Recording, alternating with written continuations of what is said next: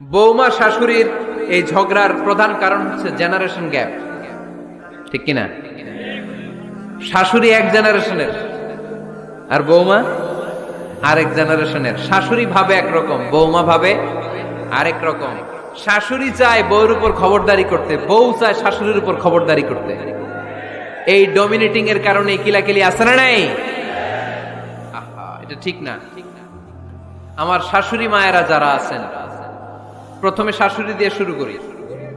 আমার মাইকের আওয়াজ যে ঘরগুলোতে যায়, আমার শাশুড়ি মাদেরকে বলবো, বউদের উপর অত্যাচার করবেন না। ছেলেরে প্রশ্ন করে, তোর কাছে তোর বউ বড় না আমি বড়? আছে না নাই? এটা একটা প্রশ্ন হইল। তোর বউ বড় না আমি বড়? দুইজনেই বড়। তো এক ছেলে সুন্দর উত্তর দিছে, আমার কাছে ভালো লাগছে উত্তরটা শুনে। এক মা প্রশ্ন করছে, তোরে এতদিন আমি লালন পালন করে বড় করলাম, জীবন যৌবন তোর জন্য শেষ করলাম, আজকে বউ পাইয়া বউ তোর আপন হয়ে গেল? এবার ছেলে উত্তর দিছে, মা, আমার মুখ থেকে মা ডাক শোনার জন্য তুমি কি কষ্টটাই না করছো জীবনে।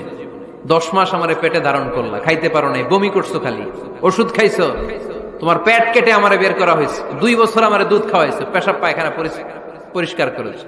বয়স যখন 3-4 তখন তোমার আমি মা ডাকছি, এই মা ডাকটা শোনার জন্য তুমি এত কষ্ট করছো। আর আরেকবারের মাইয়া এই ঘরে আইসাই তোমার মা ডাকা শুরু করছে।